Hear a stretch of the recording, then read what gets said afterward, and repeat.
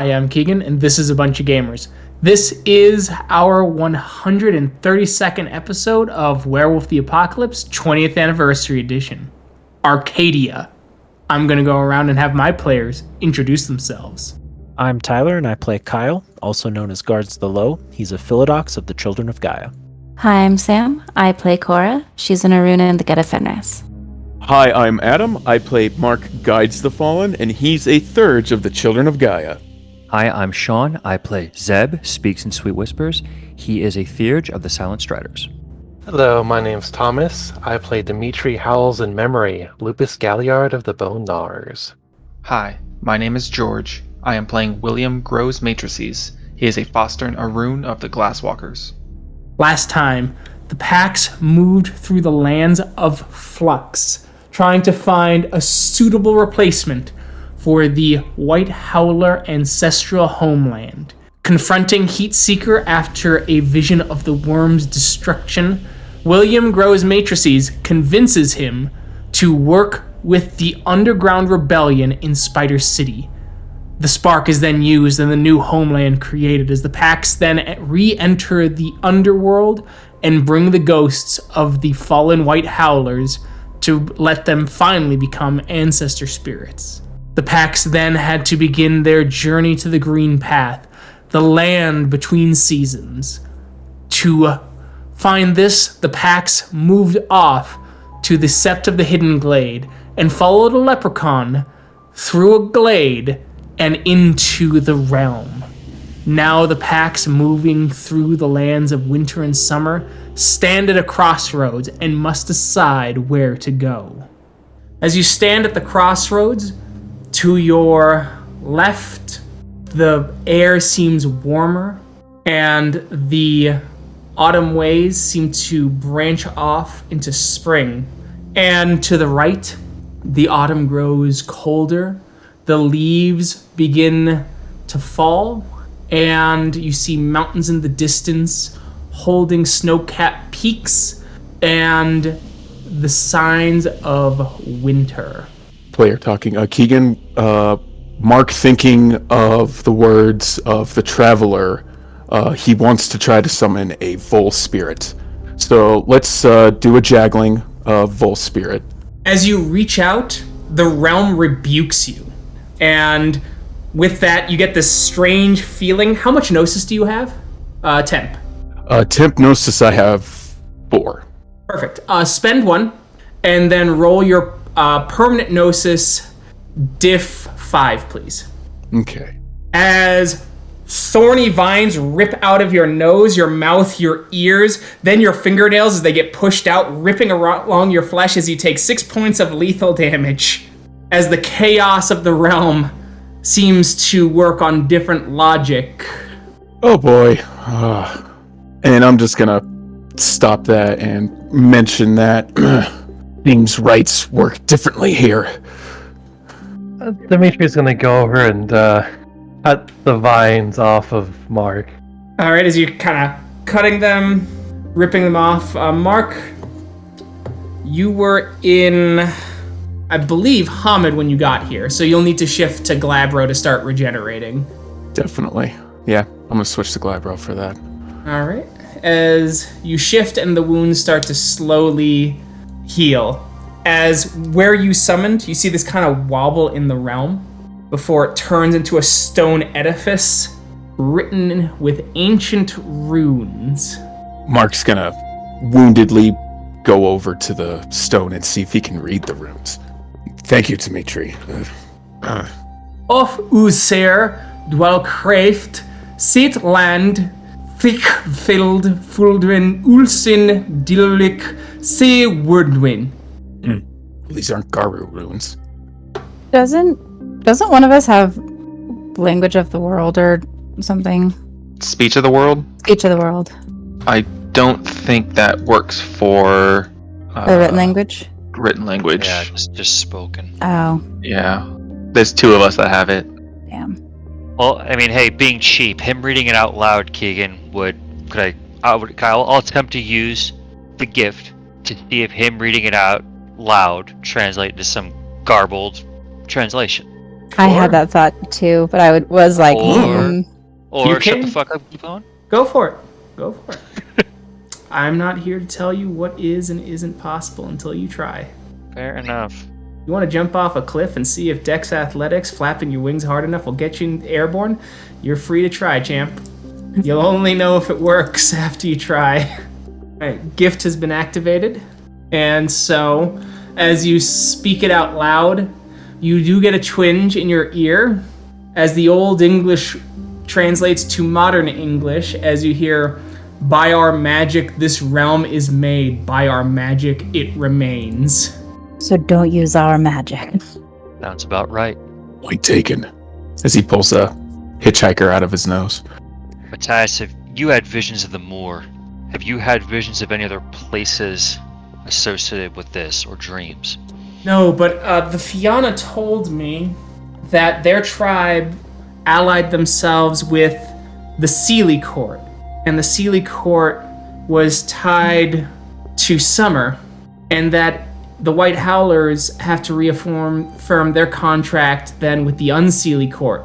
Kyle, as something clicks into your head from your eidetic memory, the Unsealy Fae that were in DIA were fighting for the Black Spiral Dancers because the contract did not differentiate between White Howler and Black Spiral Dancer, and so the Black Spiral Dancers used that to enslave the Winter Queen and use her Fae in DIA all those years ago.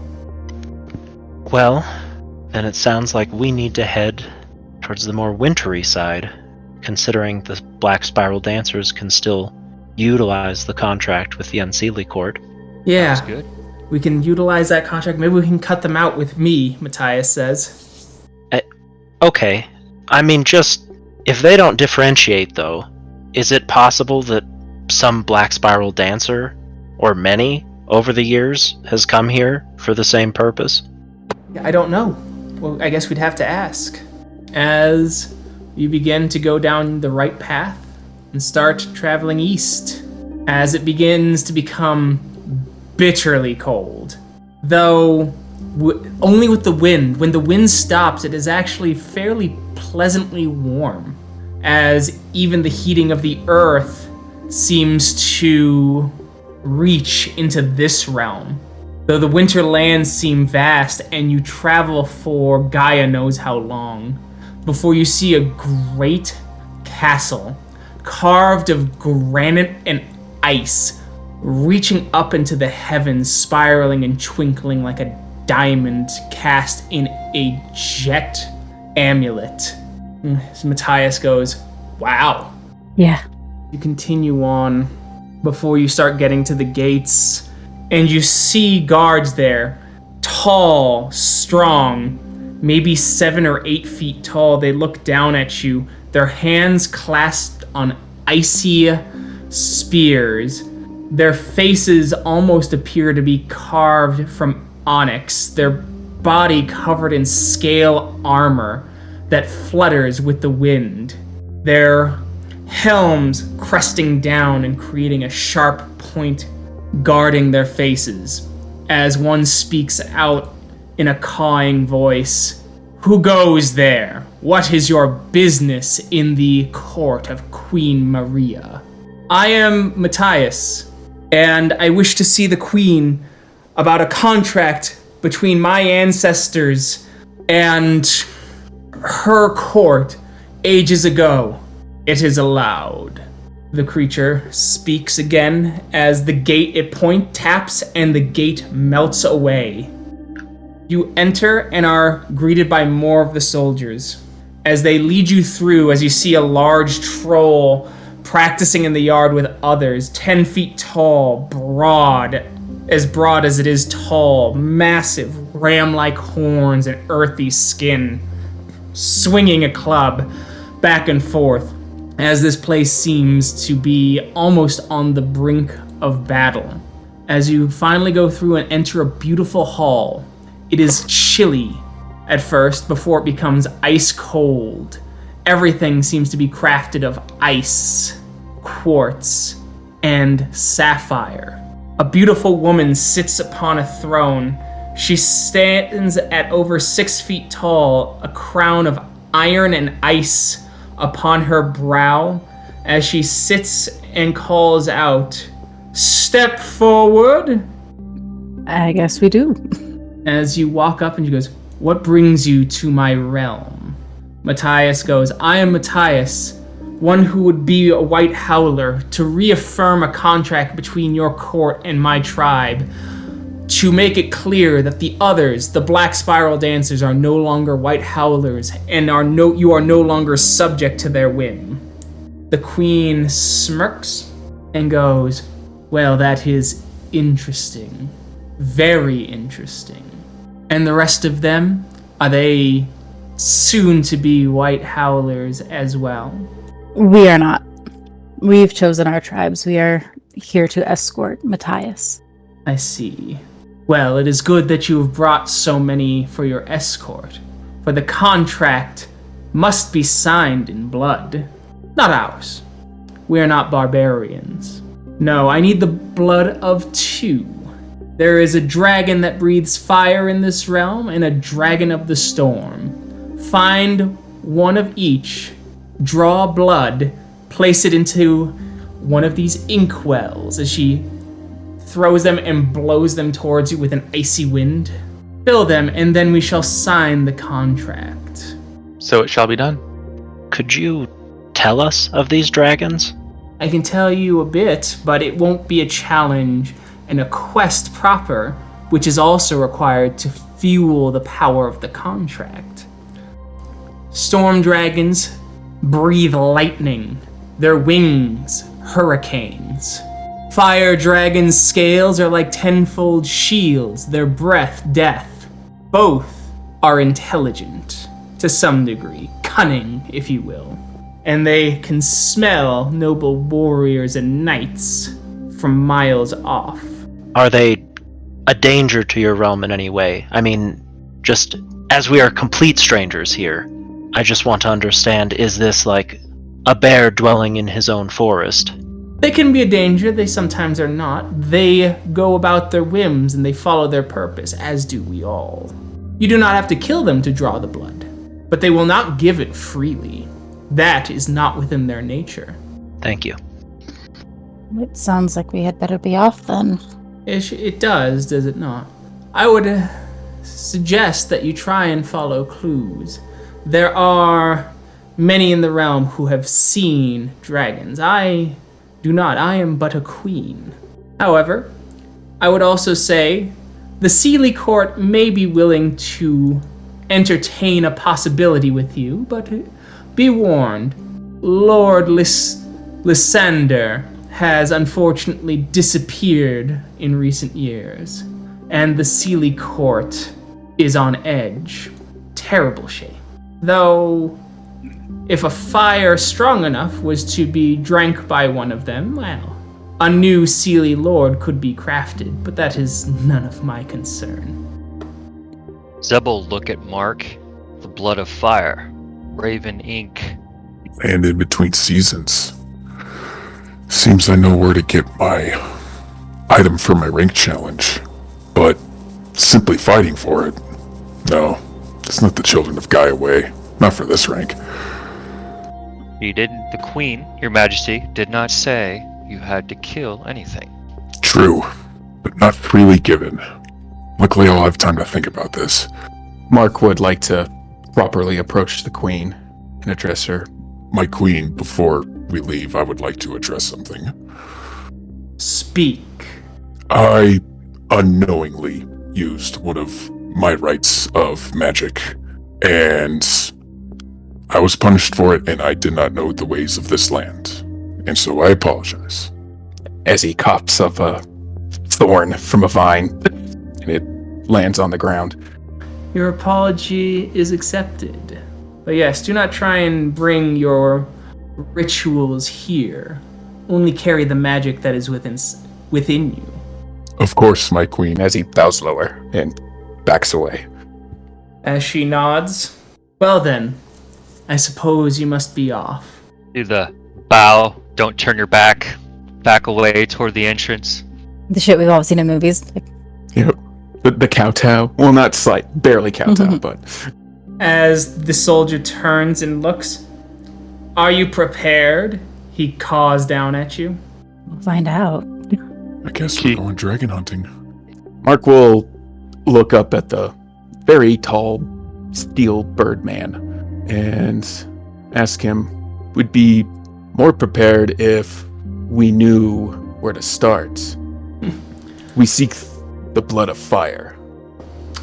Well, where is fire? Wasn't it in caves, the heart of the earth? Fire is in many places, perhaps in forests, perhaps where smoke is seen. Perhaps fire is courage, to seek out dangers. It's all. Fire is easy to come by. Fire that matters is what's difficult. You speak in riddles, but I do feel more prepared. Mark will kind of look away and then look at the rest of the pack. I don't know, Well, but just as the traveler said, the ravens will speak in riddles. And now I guess I'm expecting a vole. The queen did also say that we should talk to multiple people, for some might have actually seen this dragon of fire. Traveler said consult both. Said a vole will tell me all that it will know. Perhaps this is it. You wouldn't happen to know. You wouldn't happen to have seen the dragon of fire, or would know who has seen this dragon of fire. Lots of people see fire dragons. St. George is one of the best examples I can think of. And where can we find the St. George? In a painting nowadays. But his noble ideals can be found, just not in the heart of winter. What about the other dragon? Which other dragon? There are so many. The queen mentioned a dragon of storms.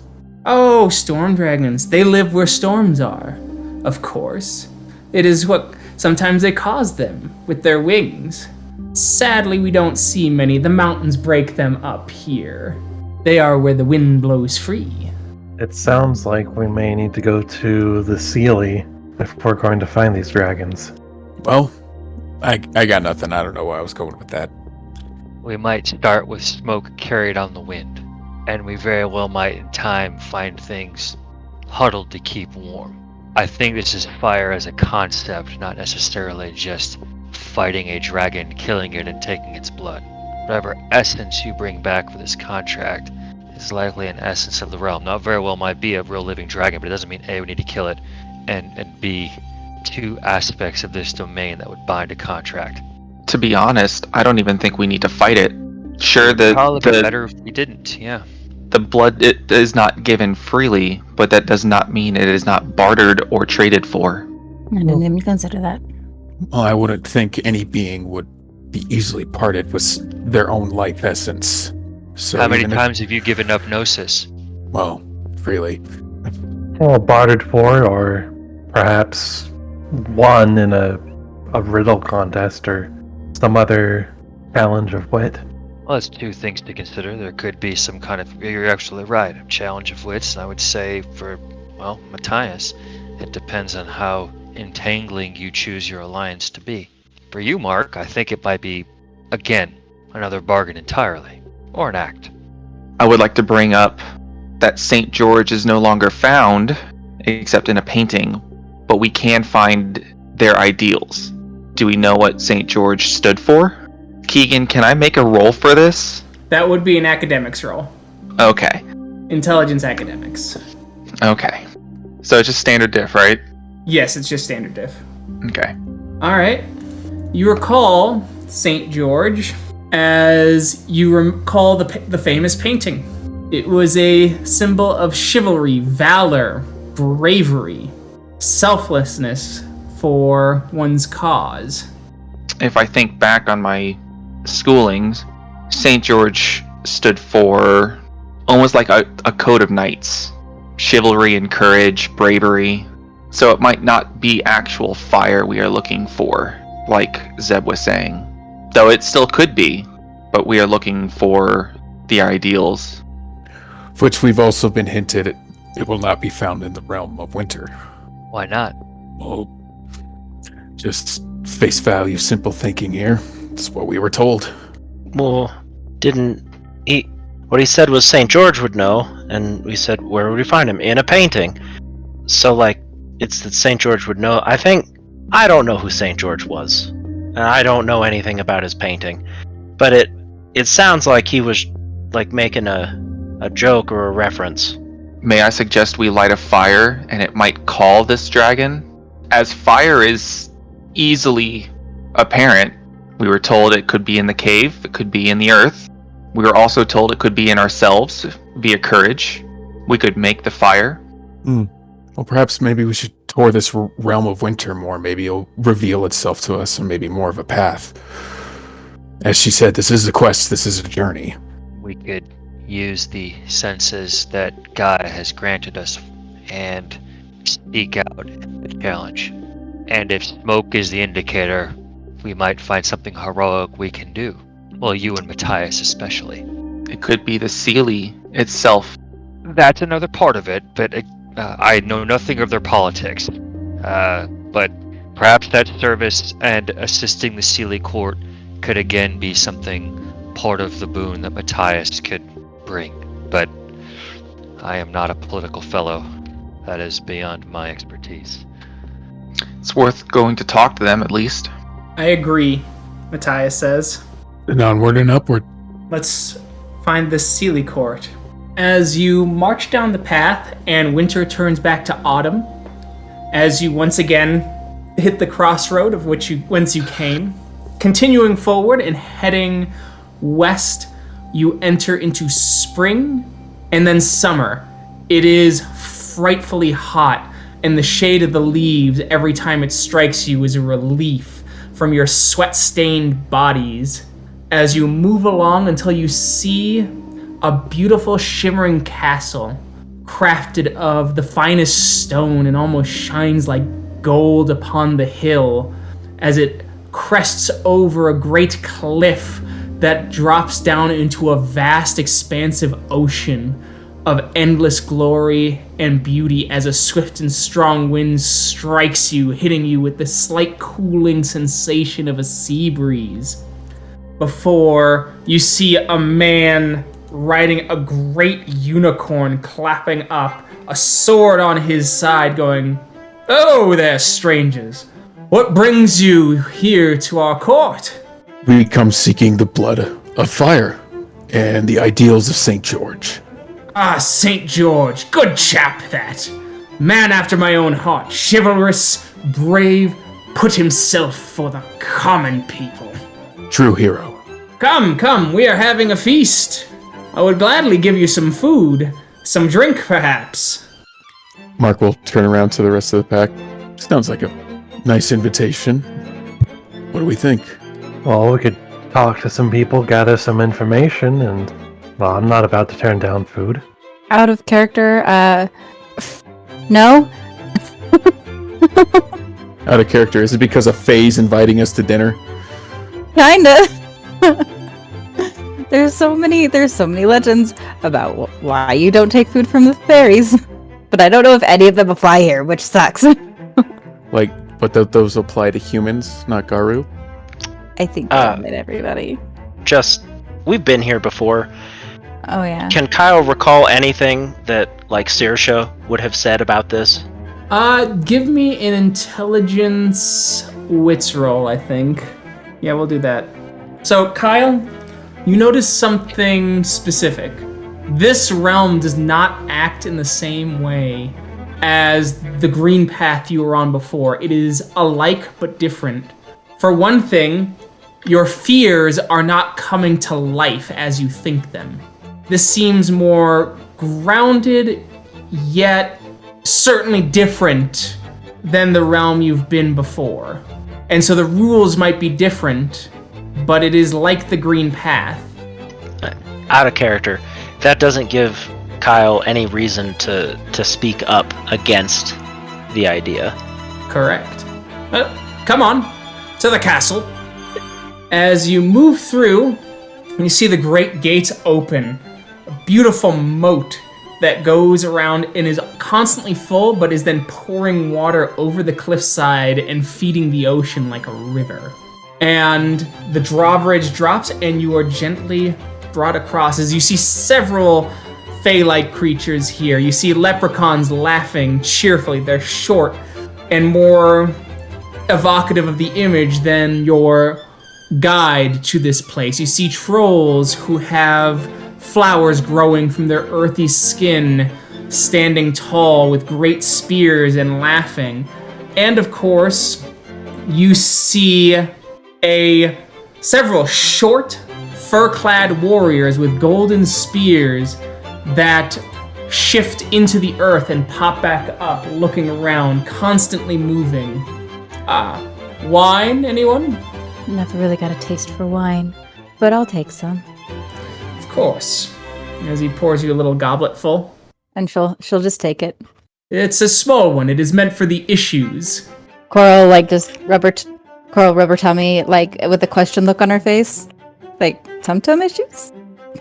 As he goes, yes, sometimes the issues do get bellyaches when they partake too much. They're not fully grown yet. Mark will take a goblet, but he won't drink from it. Here you are, sir. And he wants to take a look at those, not take a look, make it obvious, but just kind of observe the furry warriors that you mentioned, because they sound very vole-like. As they're moving around, they're scurrying as one goes over and gets a nice handful of seeds and starts munching away as he turns, and he gives you a nod, big smile. He's got buck teeth. Mark will nod back and kind of casually approach, and thinking of maybe some of the movies he might have seen growing up, I guess, in his foster home, he'd say, "Hail."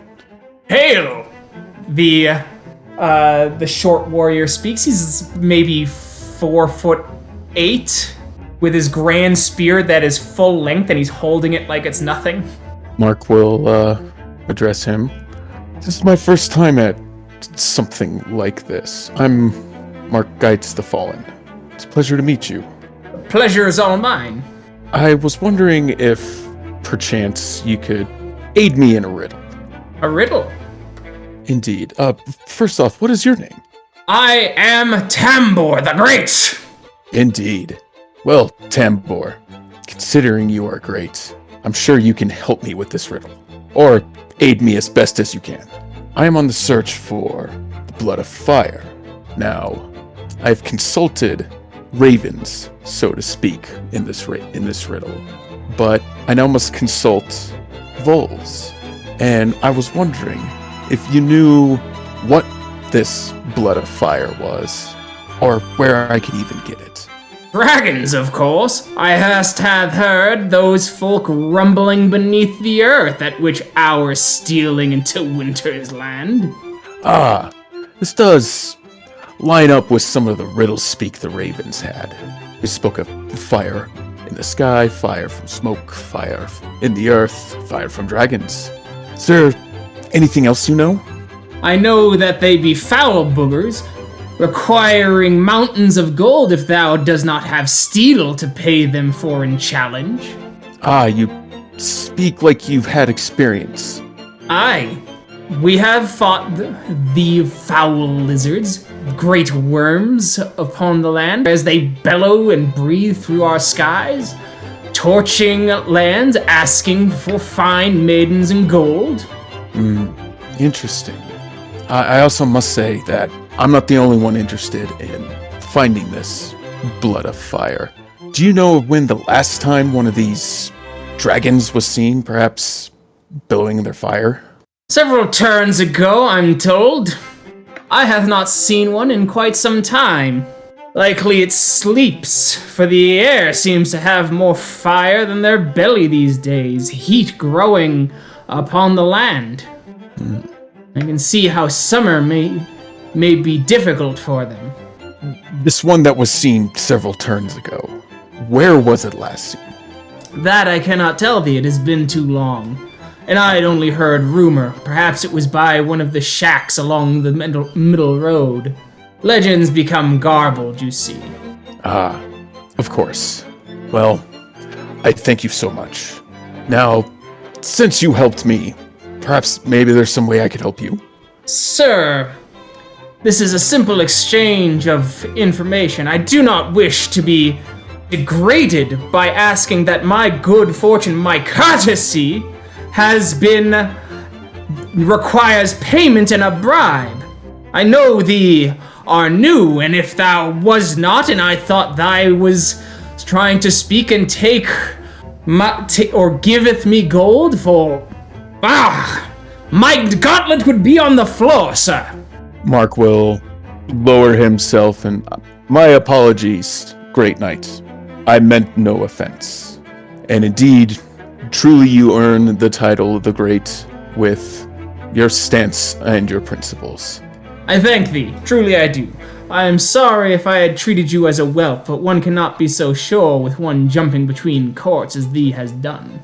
I try not to say it, but I am one who is quite familiar with climbing and digging upon the ice, and the smell of the snow is upon you. It is not my place to take offense when I gave offense. So, my apologies again, and thank you for your help. As he bows. And he'll return to the group and, well, talk to Vol Knight. Pretty great guy. He says that blood of fire comes from dragons. But again, riddles upon riddles upon riddles. Did you ask about the storm? I did not ask about the storm, but he does have experience with dragons, he says. So perhaps we should ask them about the storm? Indeed. Alright, so you find another Vol. So. Good night. I was wondering if you could help me with some information. Of course. What information dost thou require? Well, firstly, I'm Mark Guides the Fallen, and I'm here with my comrades, and we seek dragons. Now, I've already spoken to one knight such as yourself about a fire dragon. Now, I need information on storm dragons. Storm dragons. They like to hide in the eyes, don't they? The storm. They're a shipmaster's greatest fear, they are. So, out at sea, then, these storm dragons. That is where some have been spotted, I'm told. The sea, the plains. Has one been seen recently? The previous night told me that the one dragon hasn't been seen in several turns.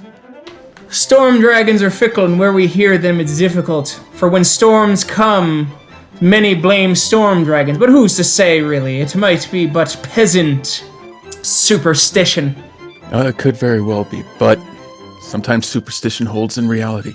Oh, aye, we've all gone to the wives for their tales to give us this quick remedy for the pox upon us or our babes. Aye, indeed. Well, thank you, good night. I appreciate the information. And he'll return to the group. So, got that information.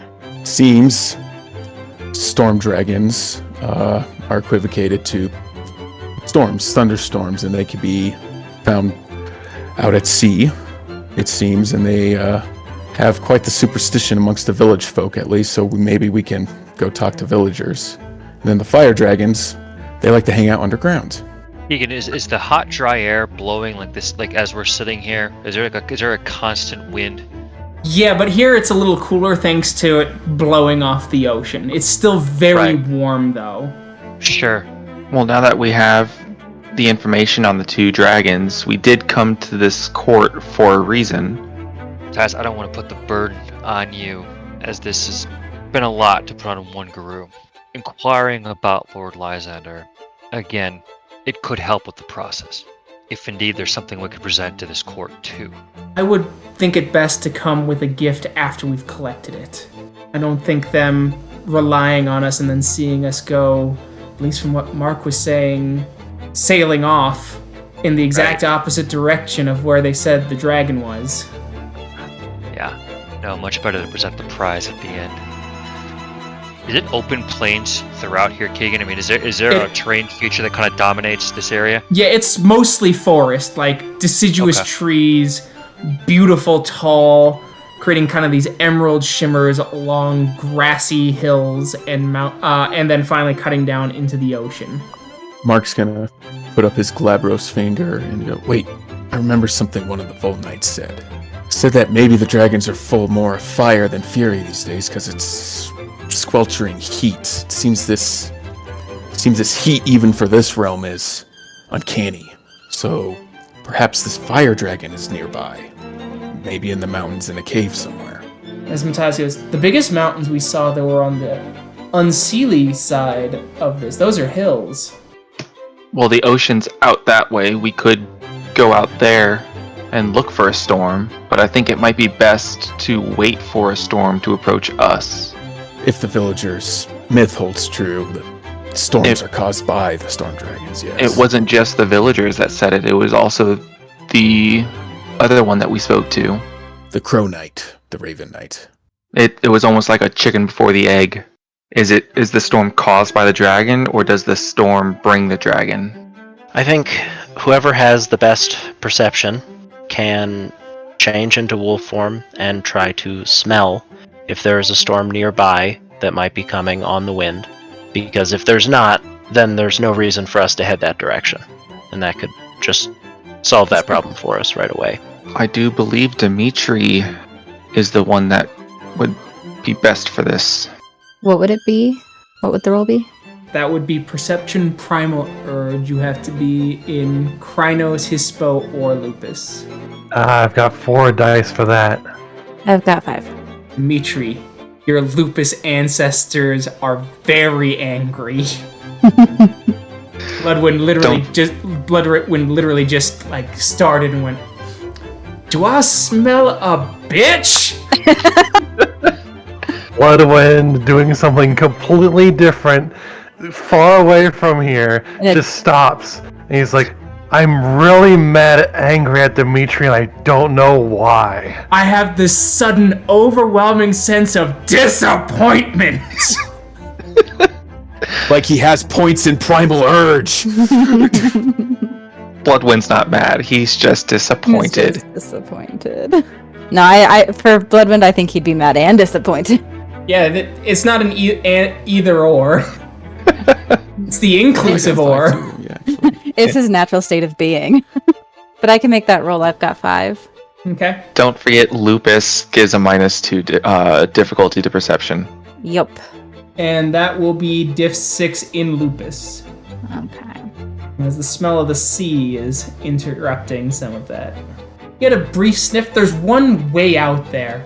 You may have to paddle out or sail out on a boat. Can we fly? You want to risk flying. You have your wings, that's what you're asking. That's what I was trying to figure out. He literally said something about this. If you want to go ahead and jump out that cliff and flap your wings.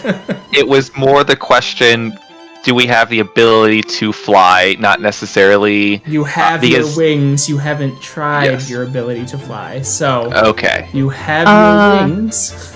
In a rare, moment of smarts, I would say probably don't, because we're trying to head towards a storm, and that'd be more dangerous than a boat. But if we fly over the storm... Okay. Well, we were told that the ravens know and the voles can only guess, so we could walk to where the winds have stopped and the heat is greatest, likely in the mountains. Mark will put up his glabro finger again. That's what the other Vol Knights said. Storm dragons like to hang out at the Eye of Storms. You were also told, Mark, that you shouldn't wait. Lest I lose years in my rank. These are the best plans that we can think of. Alright. As you go trouncing down the road, as of course the sun and moon come out, playing in the sky as it's twilight, night, and day.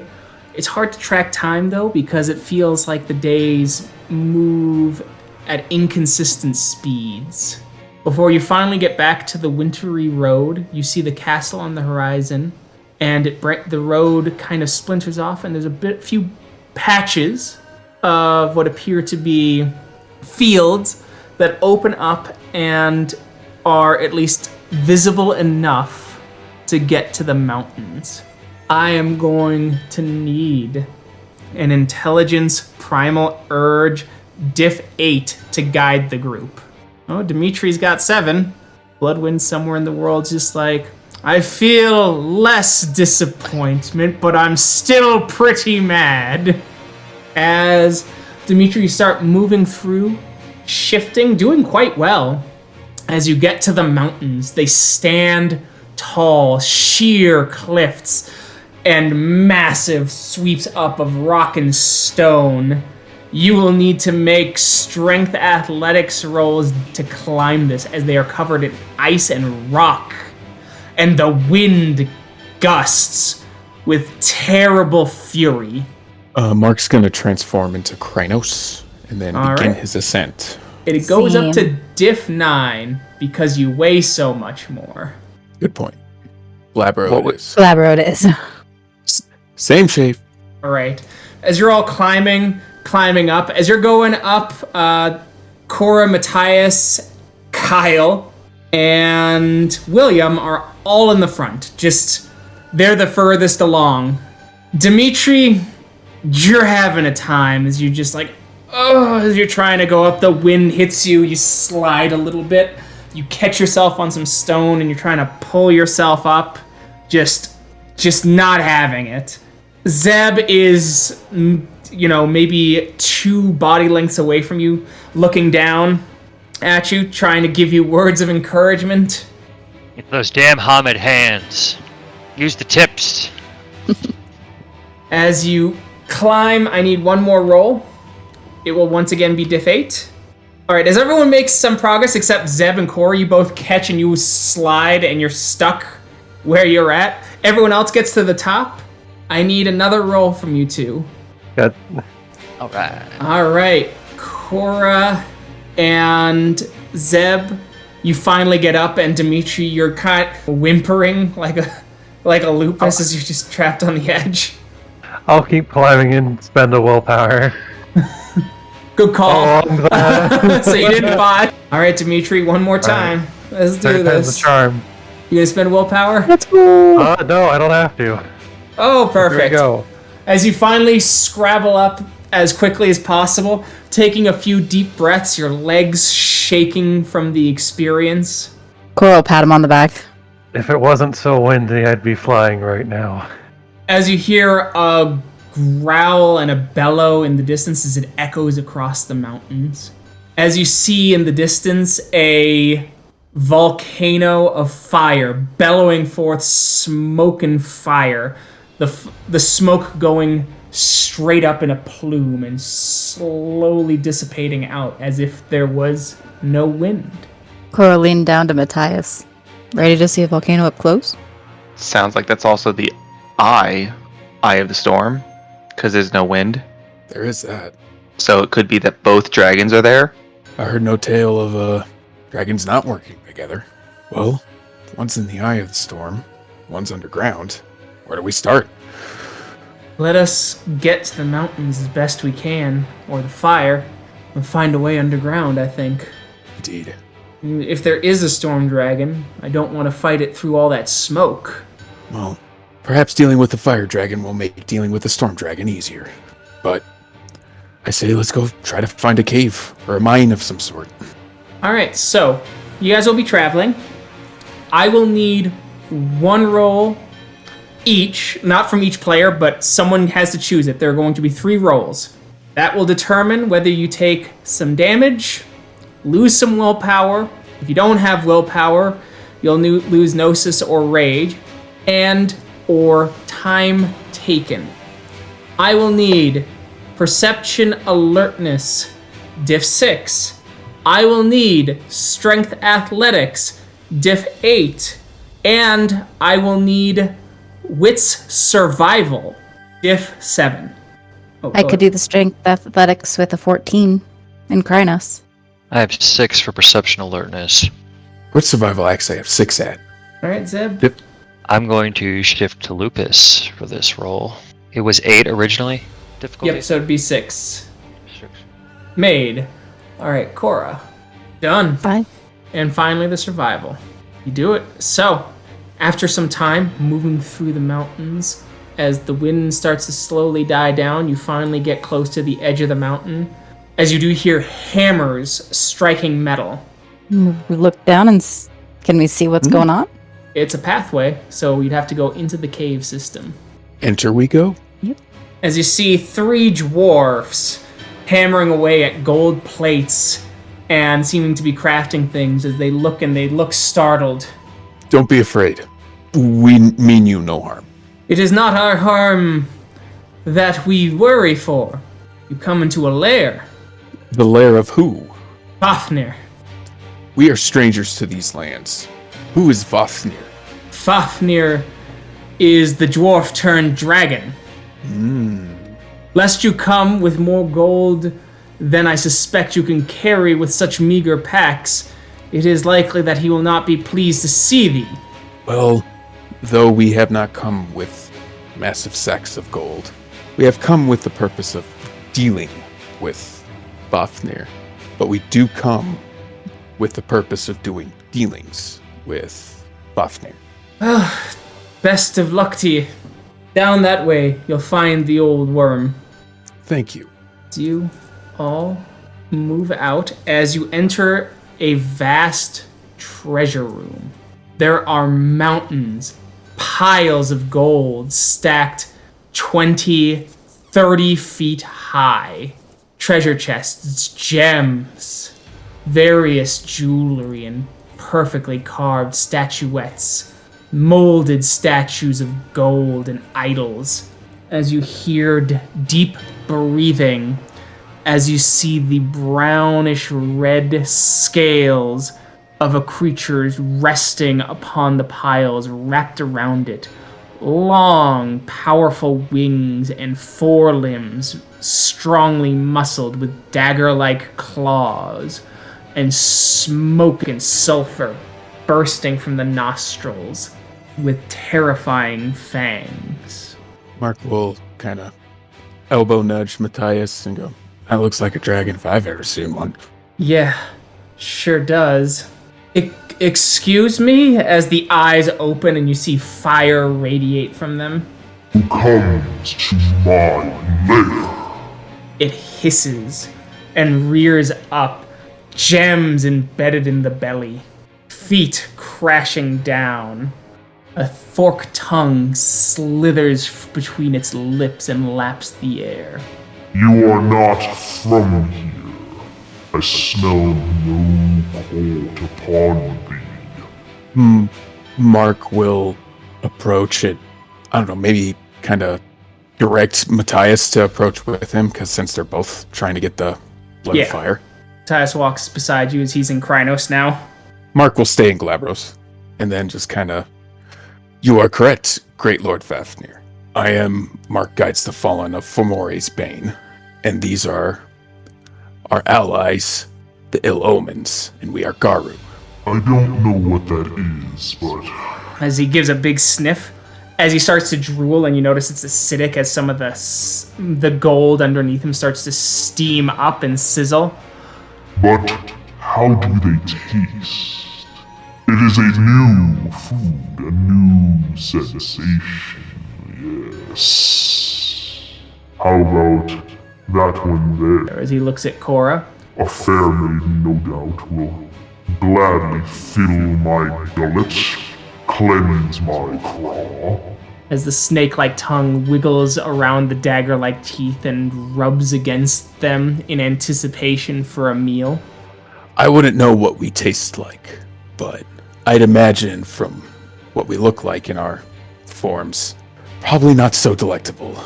That is a shame. So, then, what do you gift me? What is it that you require? I am not one whose time is free. And we wish not to take up more of it. We are here on a quest.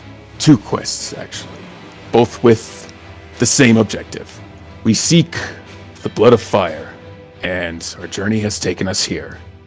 And as your servants out in the foyer of the lair have said that we come bearing very little, but we'd still like to do dealings with you for this blood of fire. If not another quest or a quick task. as his voice starts booming in a laugh that shakes the mountain. Quest? Task? I am Fafnir. I take what is mine. I require no tasks. The pleasure of counting gold is the only task needed by me, and it is a task most pleasurable. No.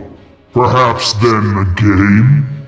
Ah, yes, a game with stakes, perhaps? Rule starts dribbling. Steam starts rising as the whole place starts to get kind of filled with this very sulfur-like smell as rotten eggs just kind of fills the area. I think a game is appropriate, as I don't think we need to be monsters and be violent about this, of course. He'll look at Matias. As Matias nods and shifts down to Glabro, taking your lead, and Fafnir goes, What game is not without violence? Oh no. No, silly thing. Let me stretch my wings and we will have a game with stakes. My blood? Surely, you can take as much as you like, if you can claim it. Let us climb to the rim of the mountain. And then you can try and climb on me and take as much as you like. But if you fail, if I cast all of you off my body, well, for those who do not die crashing upon the rocks, well, I may let some of you leave. At least if you escape my eye, though a bite of something wriggling does well for the palate. A game with stakes, my blood for yours, though I do take a bit more. Give them the delectable taste of the warm flesh, especially flesh that knows it is to be eaten. Mark will turn to Matthias. Do these terms sound acceptable to you? Yes. I don't think we're gonna get any better terms. Then the game is afoot. Meet me at the rim of the volcano. Best of luck. Is that all of us or just the two of them? All of you, because Fafnir, as he stands up and starts to leave, is well over 60 feet long. Well, The dragon, Fafnir, did state that he has to throw all 7 of us off to be the victor. Otherwise, we are the victor. We were not given a time frame that I was aware of. yeah. But Fafnir also did not state that tools could not be used. So my thinking is William was going to grab Mark and fly up there, up to the ledge, and as we're flying up there, talk to Mark and ask if he has rope in his magpie swag. He has never carried it before, so I'm gonna say no. Since I'm already going up there, and that's in my head, maybe somebody else could look around and see if there's rope to use in the lair? Maybe the dwarves have some rope that we could take or borrow / steal. Yeah, he never said we can't exit out the way we came in and go up that way. And then have a conversation maybe about getting something from the dwarves to help us shackle ourselves to Fafnir. As you all start heading back out towards to see the dwarves working, heard his laughter. Hopefully you gave him something good, as you're all still here. Well, they gave him good amusement and a challenge. And speaking of challenge, I was wondering if maybe you 3 could help us. Perhaps. What do you need? Mark will go into detail about the challenge and mention what William probably would bring up, because lawyer the rules of the challenge. Never mentioned we can't use tools. Aye. Good. Here you go. As he goes, this is a rope of gold. It's only enough for one of you. As he puts it in your hand, and it's heavy because it's made out of gold. As he goes, and you got word from him that you would be allowed to start upon his person, yes? Matias goes, no. No, there wasn't. That's okay, we can probably figure it out as we go along. Good luck to all of right. you then. Yeah, Thank seems you. Seems to be working so far. So since we need a plan now of approach, I think what should happen is the three that he looked upon most closely, Cora, Mark, Matias, should approach first and very visibly. I'll join you in Luna's armor. I'll be glowing, so make me a little more visible. I don't think he knows that the ill omens can fly, so hopefully, I mean, we'll all try, but hopefully we can focus him on us, and one of the ill omens can actually get the blood. At the very least, I can distract and draw attention away from all of you. Who should have the golden rope then? William? He's the strongest, most out of the ill omens, most able to use it, I would wager. As you hear a rumble through the mountain, Where are the challengers? I think that's our call.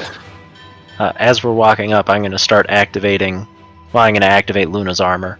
okay. I think that would be a good idea to start activating gifts as we're walking up. Yeah, I'm gonna get ready to use distractions. Okay. I've been trying to figure out a way to use Might of Thor in this situation. To draw blood. His armor, he's still heavily armored. Okay. You Yeah. just gotta get on him first.